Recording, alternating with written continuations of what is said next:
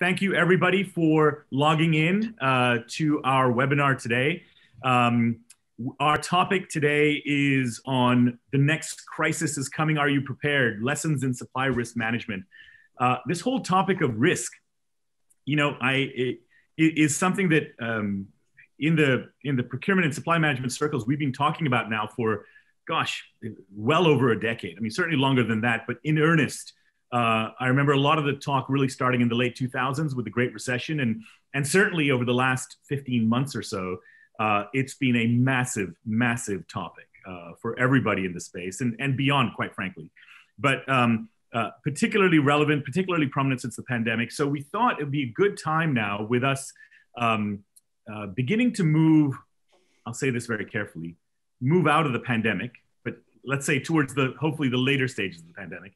That we, and thank you, Steve, that we maybe take a moment and get some expert opinions, practitioner opinions on some of what we've experienced over the last year, how that's changed our perspective on this topic of risk and supply risk specifically. And what are some of the takeaways for all of us as practitioners and as we move forward into not only the rest of this year, but on into 2022 and beyond. So that's the goal. Our conversation today is going to be structured in 5 broad parts. We're going to start off with, I'll do an introduction of the panelists in just a second, but we're going to start off with setting the context. And I'll ask our panelists what their takeaways were over the last year, whether it's changed their perspective on risk. We'll talk a little bit about lessons learned over the last year, things that we should do and things that we should not do. We'll talk about prerequisites for supply risk management. And then we'll close out by talking about how we best prepare for future crises, given that this was a pretty big one. And then what are the implications for procurement post-crisis as well. So that's the broad structure. We're going to keep this pretty relaxed, pretty fluid in terms of a conversation. The goal is really to learn from folks and share the lessons of Graham, Scott, and Steve. And with that, let me kick off with just the introductions. So we have 3 panelists who are joining us today. We have Scott Wilkerson, who is the Chief Procurement Officer and Global Lead for Transformation for Bonduelle Fresh Americas. We have, and I'll let each of you introduce yourselves in a second as well. Steve Liston, who is the VP of Global Procurement for Moderna. And then Graham, who is, everybody knows Graham, who is the Crawshaw, who is the Global Services Director at CASME. So let me stop sharing my screen, and I'm going to hand it over to each of you to do your introduction. So maybe Scott, if you could kick us off. Great. Good day, everyone. Thank you, Omer, very much. So I'm really excited to be part of this today. Again, my name is Scott Wilkerson with Bonduelle Fresh Americas. I'm dialing in today from sunny Southern California, the land of earthquakes and fires. So I'm excited for this topic. Just a little bit around Bonduelle. So we are a family business that was established in 1853. And our mission is to inspire the transition to plant-based food because of some of the crises that face us around the world.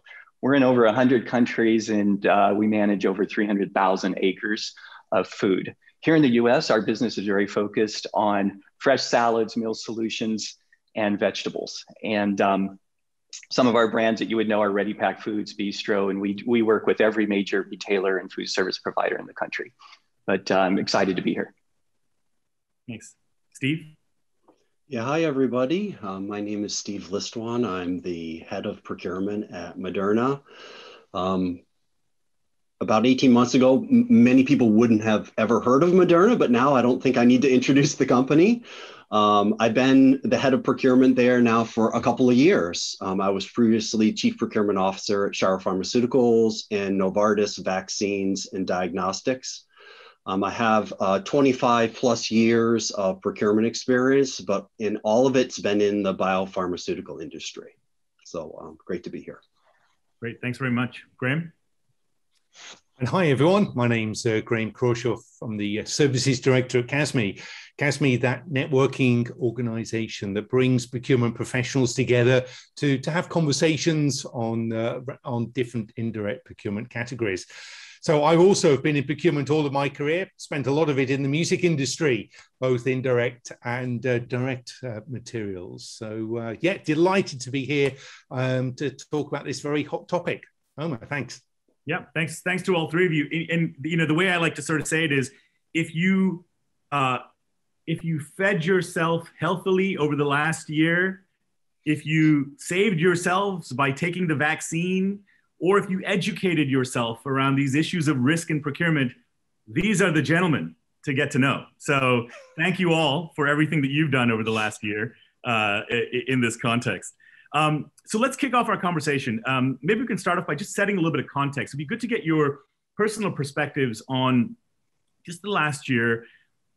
How have I guess, maybe if you could share some thoughts and ideas or examples in terms of how you've responded, each of you responded to the crisis and the related risks that it presents. And then how's that changed your perspectives on supply risk as this issue that we grapple with within procurement circles? So maybe Scott, if you could maybe kick us off with your thoughts there. Yeah, absolutely. So, I mean, I'll start out by saying I did not have gray hair a year and a half ago. So that, and maybe, you know, as we think about risk, how things have changed, you know, I think we all tend to think about COVID because it's top of mind. But if we think about what's happened between what's happened in malware for many companies around the world, weather impact, volatility impacting the ability to move goods, transport, to grow, inflation that's profound. And so it's really transformed our obligation to think about that the full end-to-end network and our ability to react and respond. And, you know, I think that some of us think in this context of sense and respond. And I think we need to add anticipate in a way that we've never looked at that before. And so I think our roles have transformed into being extraordinarily critical for sustaining our business and also the safety of our employees and the entire supply network, because we can't be successful if our supply network is not successful. Yeah, that's a great point. And particularly, you're right, it's not just about sensing and responding, but whatever we can do to anticipate. And good shout out, which is, you know, we are so focused on the COVID issue that there's actually been other areas, cybersecurity being one of the biggest ones, and of course inflation, which is pending right now. Steve, your perspectives there?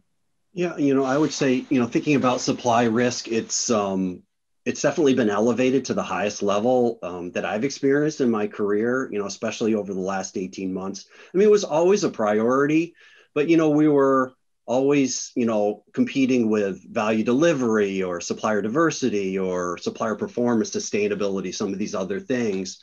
And just within the last year, the last, you know, 18 months, I think it's gone to the number one priority. You know, we were, as many of the people on the call know, we were one of the first companies to get emergency use approval for our vaccine. And Moderna was a company that never had an approved product before. So we basically went from never making anything to then thinking, okay, well, if this product is approved, we're going to have to literally make hundreds of millions of doses. And on top of that, this is a new medicine. This is a messenger RNA product. It's never been made at scale in the world before, right? So thinking that, okay, if this was successful, we really need to think about our supply chain. We really need to think about what's coming at us and basically do our best to predict that and manage the risk of that to make sure that we're able to make that product, grow our factories, make that product, and ensure supply. So it's been extremely critical for us. And, you know, as many of the folks on the call know, it actually has panned out where, you know, we are one of the handful of products that are approved right now. And we've had to go up that chain of scaling our operation and making sure that we're able to make the product and manage the risk that's inherent with that has been extremely critical for us. Yeah, it's interesting, right? I mean, it's, you know, I think we all face pressures in our own ways, and that's a whole other level of pressure in terms of making sure when we say the product has to get delivered, Steve. I mean, that's got to be a whole other level of pressure to grapple with. Omar, I would say like we all felt like we were on a mission, right? Yeah. Once we found out that, okay, it seems like it works, right? The whole company was just, we've been on this mission, and everybody just felt like we took on that responsibility. And so all the normal work rules in a way went away for, and I would say there's still a way, because we still continue to scale making it. But it's really a team effort across the company, and everybody just felt so engaged in making sure that it was a success. Yeah, I want to come back to that point that you made around work rules went away, because I think that's actually one of the, at least from what I've observed, one of the most important outcomes is probably the wrong word, the takeaways from a process perspective over the last 12 months. But we will come back to that. Graham, you speak to a lot of folks as part of what you do at CASME, and you get a lot of visibility into what practitioners across the world are doing. What have you sort of seen? What have you heard about this issue, and how has that changed people's perspective? I think the first thing to say, and in fact, I think it's something you and I have chatted about not that long ago, I would actually say that the pandemic itself has been good for procurement. I know it's a strange thing to say, but if you think about it, the procurement, the word, the press coverage, the conversations going on at all different levels, and I think risk has actually been the number one element, the one topic that has generated so much of that conversation. But you've now got it that procurement is listened to by not only stakeholders, but much more sort of senior leadership within companies. And so we're actually riding on the back of some great success. But I think the challenge, and it's interesting to hear the risks, what I'm hearing is the breadth of what is covered within risk is the challenge, because so many more risks. And as it was sort of mentioned, there are so many that it's like, where do you start and where do you stop? But it's right that procurement is heavily involved with coming up with a solution. But I see it now as it might be towards the end of the pandemic, but this is the start. Procurement needs to ride on the back of the internal success that we've had, and now make even more change, add more value. So it's an exciting time to be in procurement, and great that risk is firmly on the agenda. Great points, and I agree. I think that aspect of visibility, by the way, you're going to hear sirens. I'm in downtown Chicago. This is what tells you this is live and not pre-recorded, because you wouldn't have sirens if it was pre-recorded. So part of living in a big city, but hopefully we won't get too much of that. But no, I think that's right. I think, it's interesting because back in 2009, I've said this so many times in the past, but back in 2009, when we had the Great Recession, risk was considered to be a big topic. And it was an important topic. It was elevated. And I thought, that's the biggest crisis we're ever going to see in our lifetimes. And lo and behold, that wasn't the biggest crisis we would ever see. And what that's done is it's only elevated the visibility and importance of procurement, and the impact that the C-suite now realizes that procurement can deliver across the board. I think there were folks who had recognized that all along, but now it's sort of a greater lens. But no, I think a lot of those points around not only sensing and responding, but anticipating, the elevated visibility, the breadth of risks, I think those are critical points. With that, let me open it up. Andrew, if we could put up the first polling question. We'd love to get everybody's perspectives and feedback. The first polling question is, what are the top 2 risks that your organization faces today? And the options you'll see are financial stability of your strategic suppliers, supply chain continuity, cybersecurity, sustainability, diversity, equity, and inclusion, corporate reputation risk. Please pick 2, any 2 of these, and we'll give everybody, I guess, 30, 40 seconds to enter their responses, and then we'll take a look at the results. And actually only selecting 2 means you've got to think, because otherwise it'd be easy to tick all of these.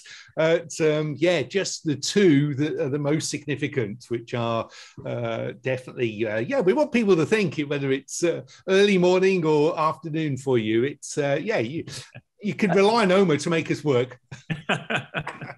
Graham, you're absolutely right. I would suggest we add all the above as an option. Oh, that would be too easy. You don't get away with that. All right, Andrew, how are we looking? Oh, there we go.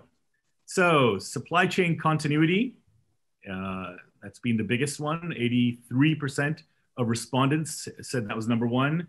Coming in, oh, we have a close tie for a second between financial stability of strategic suppliers, cybersecurity, and sustainability being the next couple of ones. I think that broadly makes sense. I think, I know in the midst of COVID, I know we're still in the midst of COVID, but broadly speaking, in the midst of most of last year, we were dealing with supply chain continuity and making sure that that the product was delivered. And clearly, folks are still grappling with that, or the ramifications of that, the residual aspects of that. So thanks everybody. That's great input. That's great perspective. And I think it aligns that we still got sort of a variety of opinions there in terms of just the breadth of risk that we've got.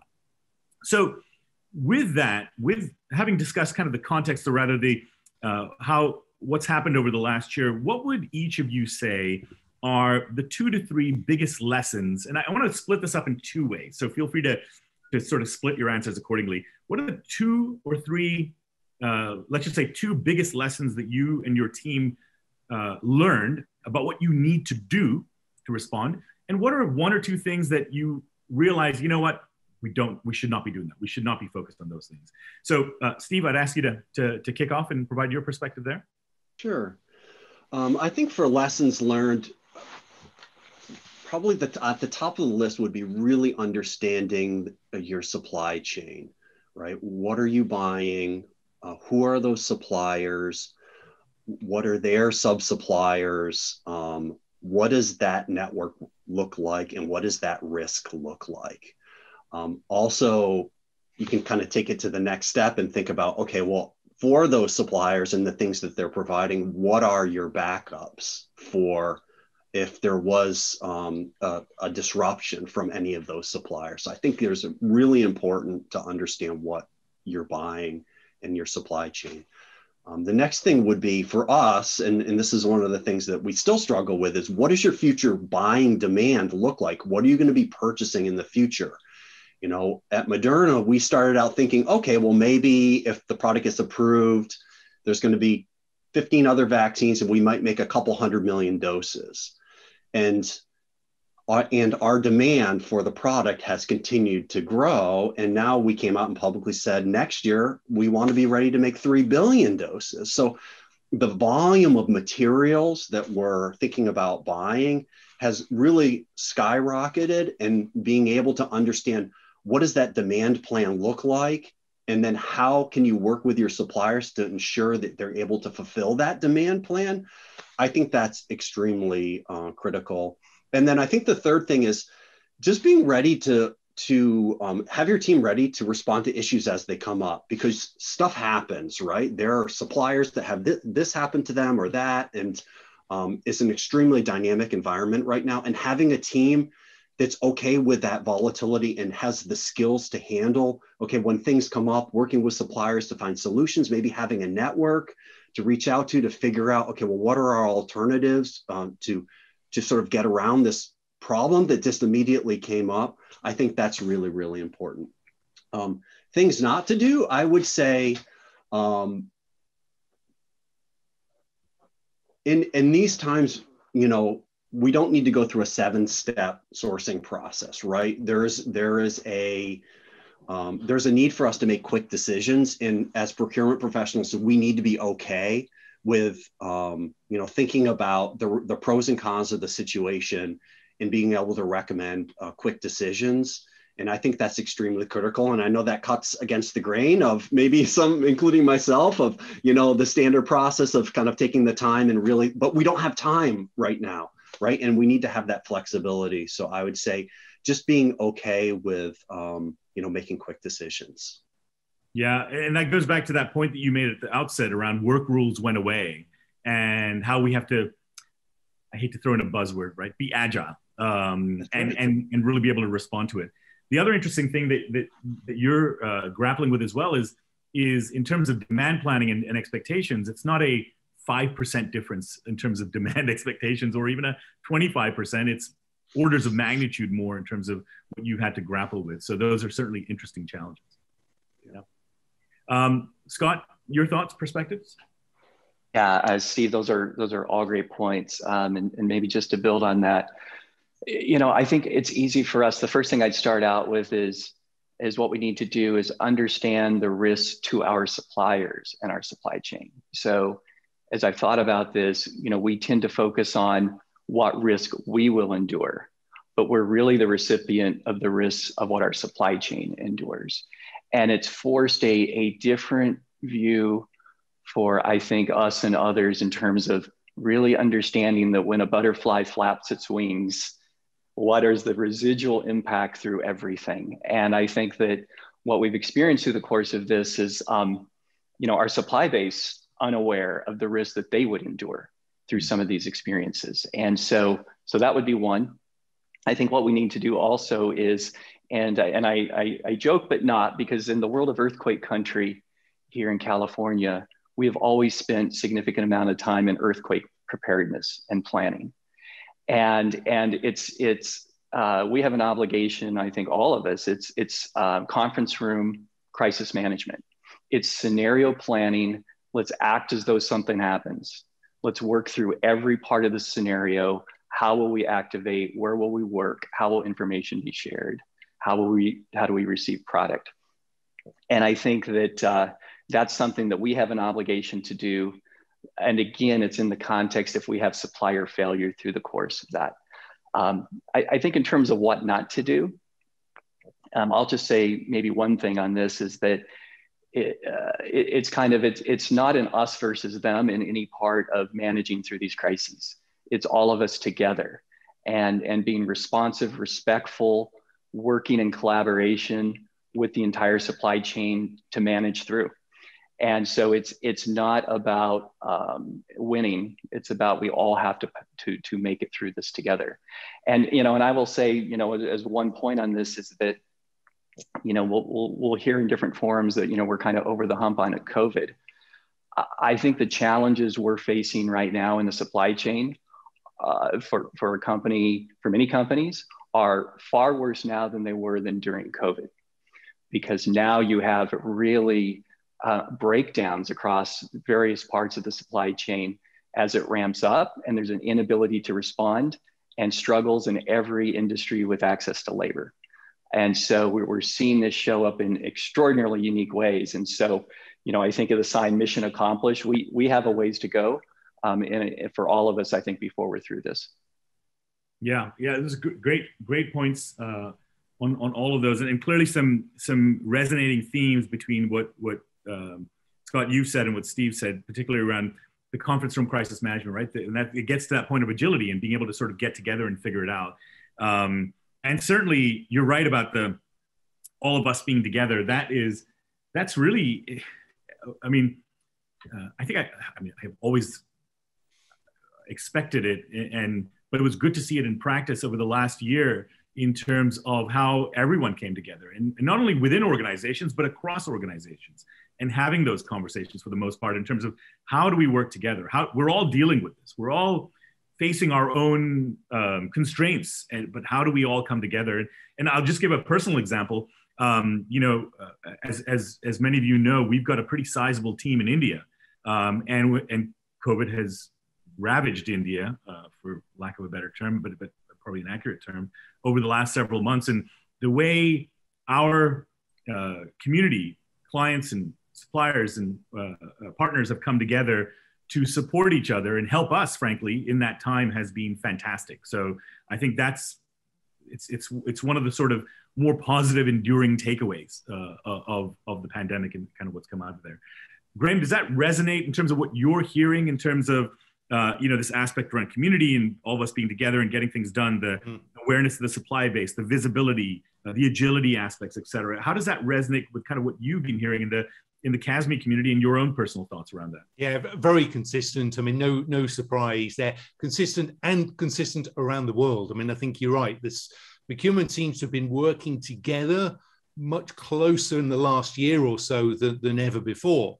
And interesting, when we did some benchmarking looking at like the hot topics in procurement, for the first time ever, it was consistent. Whether you were looking at the Middle East, APAC, Latin America, it's almost through video conferencing, we've all been communicating. So in fact, my point in response to what Scott was saying is, to me, communication is so key to all of this. I know it's a bit blasé to say, but really it is so important. And I think the other point I'd like to share is what we've seen an awful lot of is, building on your comment, Scott, that actually suppliers themselves are de-risking their businesses. And so from a procurement point of view, you've actually got to take that on board, because it could well be that they're going to de-risk and not be as keen to be supplying you. Now, we know there are categories where that balance of power between buyer and supplier is more in the supplier's favor.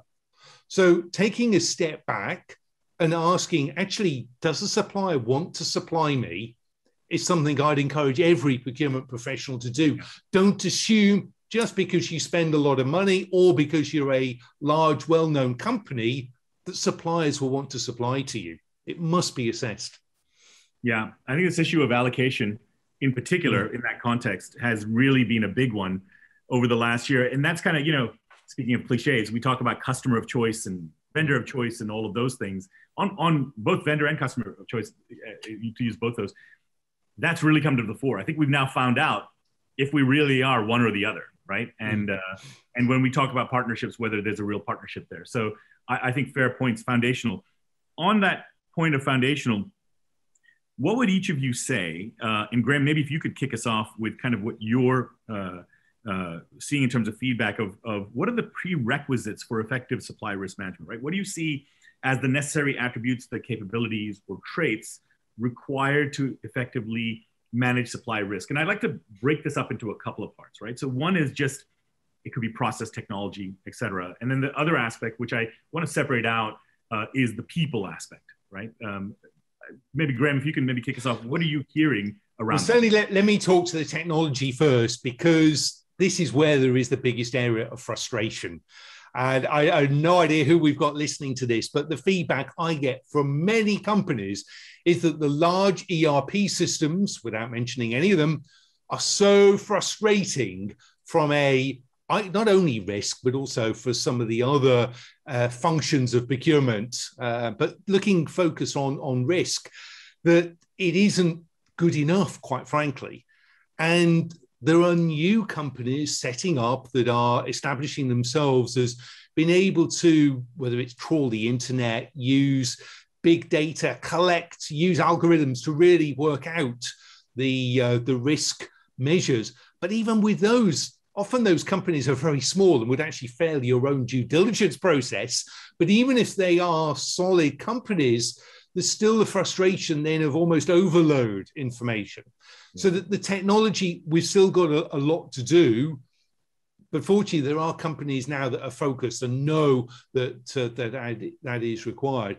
I think then in terms of the people, you're back to the great procurement skills that people need, that soft skills, that ability to interpret, because I still come back to the point of it's all about communication, your ability to act as the interface between the supplier and your stakeholders. And you need the right language to be able to manage that and work out what's working and what's a challenge. Yeah. Steve, does that resonate? With what absolutely. Yeah, all of that. I think, the team having the skills to deal with critical issues like we talked about, being nimble and those softer skills. I think the technology discussion resonates a lot with me. The thing that I was thinking about as you were saying that, Graham, was just, I think what we've been trying to do to get around that is just really trying to understand our categories. And maybe it comes back to category management, understanding, having category managers that understand what's our strategy for that category? Who are those suppliers? How risky are those suppliers? What's our strategy? Should we, do we have one big supplier or should we have two or three, right? And I think we're and I would say maybe in general across industries, we're moving towards that 2 or 3 instead of having 1, maybe because of what's going on right now, right? I think that there's more of an openness to say, okay, well, leveraging scale with 1 isn't all it is, all it used to be, right? We need to think about that other option of making sure that we have alternatives. And it's okay for us maybe not to be perfectly leveraging scale in every spot for everything across all categories. Yeah. So those would be other things that would come up for me, Omer. Yeah. So it's certainly maybe a broadening, I don't want to say redefinition of this idea of total cost versus unit cost. And that encompasses some of the more qualitative aspects of supplier alternatives, redundancy, to use that term very carefully, but security and safety, right? That's right. That's right. I think it becomes a more important component in category planning and category management and maybe it should have been more important in the past, but okay, well, it wasn't, but now it is. And we're reminded why now. Yeah, I agree. And I think, look, I think that's natural. Events like these, particularly an event like this, because we really haven't had anything of this magnitude before, really reorients thinking. And I think we're probably going to be dealing with some of the, there's sort of I've always had this view of, when something happens, we change the way we think, and then over time we sort of dissipate back, right, to whatever the prior state was, and we sort of get used to it. But in this one, I feel like that residual tail, if you will, is going to be a much longer drawn out thing, because, I mean, none of us are old enough to have dealt with anything like this, unless, we were in our primes back in the early 1900s. So certainly pretty material. Scott, your thoughts? Omer, I'd like to really focus on the people side. I think I remember years ago I read that in the time of a crisis, some people will run away, many people freeze, they don't know what to do, and a few people run in to help. And I think our obligation, what it's highlighted, is we have an obligation to run in, right, and to lead, and not point fingers, not explain why something can't be done, but it's really to shape the narrative. And so, as I think our roles, it's really highlighted the need in a time of a crisis to have that maturity, the professionalism, to operate at every level, because in a crisis, people are looking for help. What do we do? How do we manage this? And so, we talk a lot about suppliers and network, but I think back to the beginnings of COVID and employee safety, and for us as a food manufacturer, you have people in close proximity to each other. We needed to take extraordinary efforts right away to safeguard our employees. And I think back of the efforts on mobilizing to figure out what face shields could be used, what met all requirements, how would we get them, literally how many prototypes did we do in a week to get them produced in the US from China, and using people on the ground from different places to be able to evaluate. And we were never mobilized to set up to do something like that. And so, but it's like our obligation and our teams to have that, we got this, we can figure this out. And, I've been awestruck by, in our company and every company, how we have come together to address this. And, and practically we're not completely through it. So, all of us, I think, in the supply chain, and we look at the results of the poll, that resilience that's still needed. And so those are the people elements that come to mind for me. Yeah. That resonates so strongly. I mean, look, I think we can all, it's clear over the last, particularly in the last 5 to 10 years, but even more broadly, let's say in the last 15 to 20 years, there's been tremendous advancements in terms of the tools that we have at our disposal, right? The technologies that are there, the thinking around how we do what we do, the use of analytics, the use of intelligence, all of these different things have really evolved materially over the last 2 decades. But at the end of the day, one of the thing that has struck me the most about how procurement has changed since the 90s is the quality of people working in it. And that's clearly improved. The caliber, the quality of individuals, the credentials of the individuals, not to go to credentials as the thing, but just the caliber of individual, right? The people, softer skills and all those things. But this last year has shown those people who's running in. I love that. I love that phrase. I may steal that, Scott. But I love that phrase. Who's running in? And I think that is got to be the ultimate interview criteria, right? Is this somebody who will run into the fire with me, so to speak, versus freeze and or walk away? And I think that those are the folks that we need. At the end of the day, if we have people like that, no matter what the surrounding structural elements are, the technology, things will get done, right? And I think that's a great point. So great points there. Let's go to our second poll question. I want to be mindful of our time as well. We have about a little over 20 minutes left, but the last two sections are going to talk about preparing for future crises. We talked about lessons learned and some of the prerequisites, but we're going to close off by talking about future crises. We're going to talk about implications for procurement more broadly post the pandemic in terms of how the practitioner should be thinking about it. But before we do that, to set the stage for it, let's put up the next poll question, number 2, which is, what is the biggest obstacle to putting an effective risk program in place? Is it a lack of defined strategy and scope? Is it a lack of defined process and approach? Is it access to the right technology? Is it visibility around risk metrics, visibility and communications? Or is it we're doing all of those things, we've got all of those things, but it's an inability to translate those identified risks into practical action, something we do something about. So if you could pick one of those options, it'd be good to see where people tend to settle. We'll give everybody just a few seconds to fill out that polling question. Yeah, system only lets you choose one this time, so it's nice and straightforward. I'm a little disappointed that the host and the panelists can't vote, though. I know, yeah, gosh. So we can't influence it. Yeah, that's right. We'll just give everybody a few seconds. Andrew, whenever you see a good critical mass, let's see the results. Okay. Ooh. Interesting. This is a little different from what I expected. Yes. It'd be good to get the panelist perspective. Inability to translate identified risks into actions. That's 40%, almost half of the group here, followed by a lack of defined process and approach. Okay, yeah, but almost a quarter of folks there. Followed by no defined strategy and scope or adequate visibility. Technology is not the issue. I actually agree with that point. I don't think that the tech is the issue. I think it's some of those other more foundational aspects. Scott, Steve, Graham, does that resonate with what you're hearing? For me, the inability to actually make the change resonates a lot with me.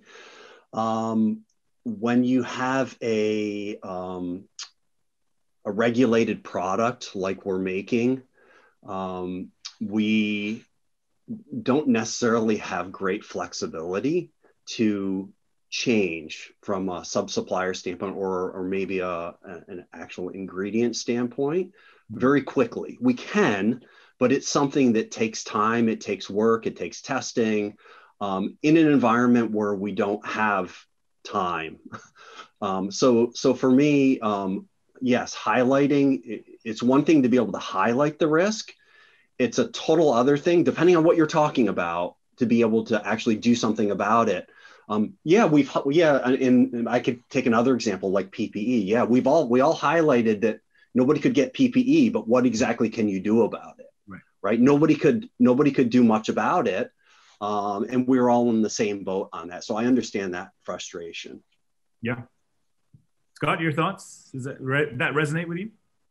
Yeah, it absolutely does. In fact, I'm surprised by that response, but not. I think it points to kind of the awareness of everyone who's part of this webinar today. Because as I think about it, translating the inability to act, because a lot of those actions that need to be taken might feel to be in conflict with what we would normally do. It might be a broader supplier diversification instead of a consolidation. It might making geographic changes of where product comes from that may be disruptive in terms of a supply chain model. It could fundamentally increase the cost structure, because as one of the challenges we've all faced as especially here in the US as we've become so incredibly efficient with just in time, the ability, no waste, lean environment means there's no inventory, there's no flex. And so you figure activating some of these programs drives costs to the machine for all of us.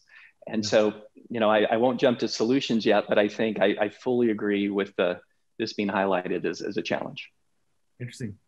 Graham? Yeah, I guess I'm a bit disappointed that it was so high. To me, that doesn't reflect certainly what I'm seeing in terms of, in general, that ability. I mean, as we talk about like total cost and those sort of ways of procurement communicating to the business what it needs to do, I don't know. I would have hoped it wasn't as high, and that generally procurement has been recognised that when it says we either got to pay more, or we got to use a different shipping company, or we got to do something different to reduce risk, that actually that would be adopted more readily by the business. Maybe we've still got some work to do on it. Yeah. It's interesting. I was just thinking about that. And if we removed that last one, I think that translating risks into actions, the remaining responses would then tend to veer, I would guess, back towards a lack of strategy and scope, or a lack of process, not the technology piece of it, which is interesting. And that part of it certainly resonates with me in terms of a lot of what I've heard, because there's been a lot of questions in the conversations that I've had, that my team's had around, what do we do? How do we tackle this? How do we sort of get our arms around the topic of risk in terms of where we're trying to go? But that's the whole point of poll questions. It's good to get that point of view. Yeah. I think you're going to say something there? Well, I was thinking something that brings it to life as an example, what can happen, and I'll use the earthquake example again, is a best practice is to develop an alternative site for your staff outside of an earthquake zone. And you identify the people who will migrate to that site to run the company. That means you need to have dedicated real estate, space, technology, process, all set to go that's completely unused and hopefully never gets used. So as we think about, our obligation from a procurement perspective would be, how do we identify that risk and activate and enable? That's a very costly choice for a company to make. In my past, we did that. We had that infrastructure. We had a complete rollover location to manage the business. But that's one where it could show up in a PowerPoint as a critical risk, but making that conscious choice to do it, it may be hard to do financially. I'd say that's a rarity that it would happen, right? And because it's one thing to make a decision now when we're coming off of what we're just coming off of. It's another thing when you're at the height of booming economies and everything's going great. The prominence isn't there. But I think that's a great example. It's a hard choice. It's the right choice, but it's the hard choice to make. Okay, so moving on then. I'm again conscious of time. We have about 15 minutes left, and I'd like to try and cover off the last 2 points in just like the next 5 to 10 minutes or so. And then we can open up for any questions I think we've got a few questions. So how do we prepare? What advice would each of you give to a practitioner in terms of being better prepared for the next crisis or risk event? And Scott, maybe if you could kick us off with your thoughts around that. I think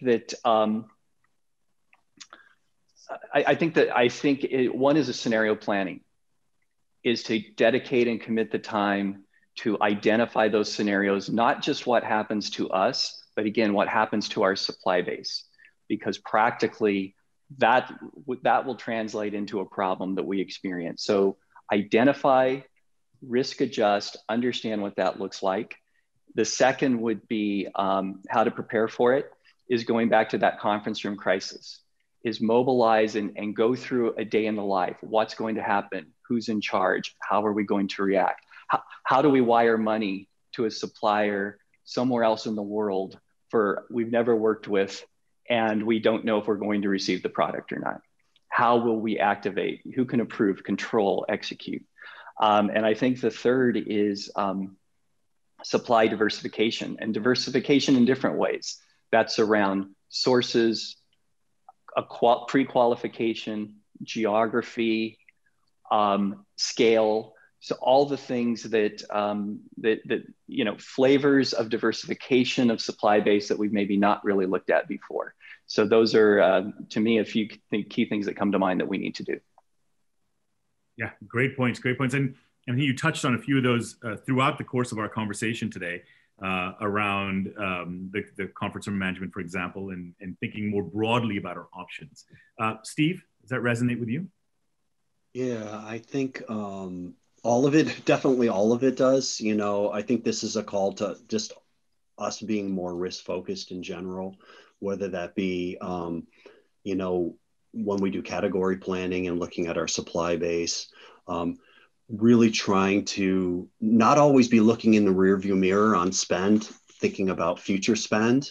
Where's the company going? What types of things are we going to need to buy? Very important in my case right now, but also something that I didn't focus on probably more as much as I should have in previous lives. I think that's really important.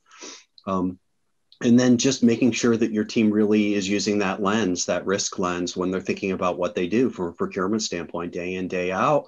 When we refresh category plans and all of that, I think you just need to bake it into your operation a little bit more than what we had been doing in the past. Yeah, I can see that still being critical, even for the foreseeable future, that we have to keep doing that and beyond. Graham, does that resonate in terms of? It does, yeah. Well, what I'd add to that is, a good number of companies have said to us that they realised that their knowledge about their suppliers was actually quite limited. And so they've been going through an exercise, not just understanding where the head office is of the supplier, but actually the individual sites where stuff is made or goods, something's done. And then not only require information about tier 1 suppliers, but actually then go down the chain. So go to tier 2 and then obligate your tier 1 supplier to do the same, thereby giving you, for those really critical items, the ability to get that information for your first 3 tiers of suppliers. And I think the other point, if I may, to add in, I would say one thing that has really helped procurement over the last year could be under the heading of supply relationship management. And I think if you're not doing that, if you're not working with your suppliers, and let's face it, most are, but identifying those suppliers, you need that special relationship, build the trust so you can have communication, so you can get the help that you need. Great points. Great. So I'll go to our final poll question, and then we'll wrap up with your quick thoughts on implication for procurement more broadly going forward, which again, I think we've touched on a lot of those themes. But the third poll question, very quickly, how prepared is your organization for future crises? This is a scale of 1 to 10, 1 being completely unprepared, 10 being fully prepared. Where does everybody feel that they are as an organization? And then we'll wrap up with some final implications and some Q&A. Just give everybody 15, 20 seconds to fill that out. And be honest. Yeah. It's anonymous. It's all anonymous. Yeah. And Andrew, whenever you've got a good number in. Here we go. Okay. So good spread, I would say 7 out of 10 is where the majority of folks are, but a good spread, a little bit up to 8, but then a good similar number down to about 3 or 4 as well. So a good spread, I think, right around the middle, maybe a little bit past the middle. I think the last year has forced us to think a little more broadly about some of these things. All right, so we've just got 10 minutes. I'm going to ask one final question. If we could get some implications, and Steve, I'll ask you to kick it off. What are the implications for procurement post the crisis, right? So are there any broad themes or implications for procurement, takeaways that practitioners should take away from what we've learned over the last year and where things are going? And I've already said them already, Omer, but I'll just be really quick. Yeah. Be more risk focused in what we do. Understand our demand, your future demand of what you're going to be buying in more depth, and then really know your categories and your suppliers and their supply chains, I think is critical. Yeah, makes sense. Scott? I'm going to break the rules and say a couple things. Years ago, we had a presentation from General Schwarzkopf, and he had this fantastic line when he talked about his career. And he said, when given the ball, run with it. And the second thing was do the right thing. And if you don't know what that is, go figure it out. And so I think our obligations are to lead, not follow. We need to shape our future, not be a victim of it.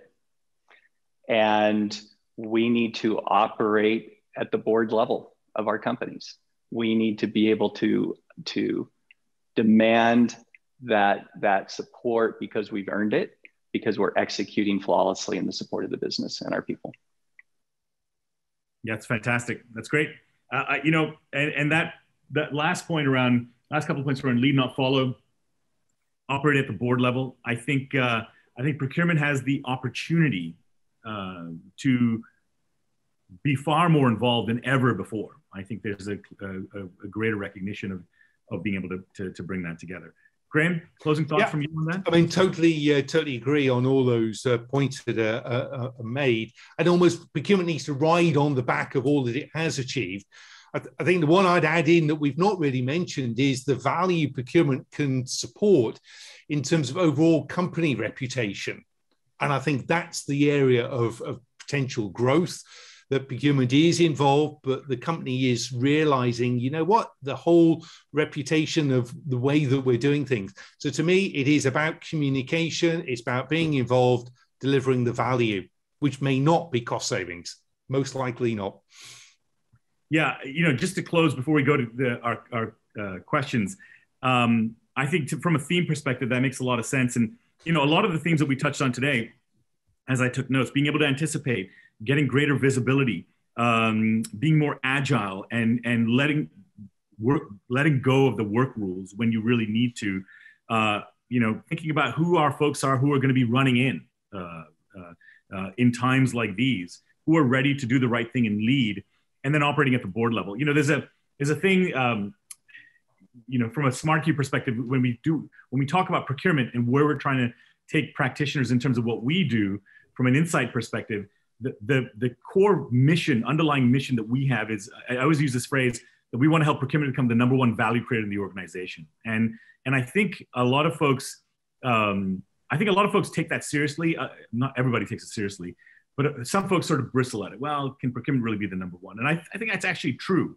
And I think over the last year, we've seen that procurement can be a prime driver in the organization to really change things. And so I think that those points around thinking more broadly, around leading, around operating at the board level makes perfect sense. So thanks everybody for that. Any final comments for any of our esteemed panelists? Well, you know what? I know I shouldn't butt in, but I think we should also be aware. Anyone wants to learn even more than this, then someone has got a new book out. Omer and his colleague Subhash Chandar have got a book, and make sure I get the title right. It's called Risk and Your Supply Chain, Preparing for the Next Global Crisis. It's available on Amazon. Check it out, but it's definitely something that is worth a good read. Well, thanks for that plug. The check's in the mail, Graham. Appreciate it. Thanks. All right. Thank you, everybody. Scott, Steve, Graham, thanks for taking time out of your morning. Thanks to everybody who attended. Appreciate your time and take care.